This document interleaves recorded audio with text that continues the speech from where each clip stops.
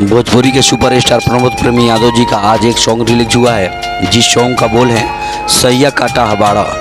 बहुत ही प्यारा और सुपर सॉन्ग है जो कि 80 फिल्म से रिलीज किया गया है। इस गाने में प्रमोद प्रेमी यादव जी का मधुर आवाज़ है। गाने का राइटर छोटू यादव जी और म्यूजिक से सजाया है आर्या शर्मा जी ने।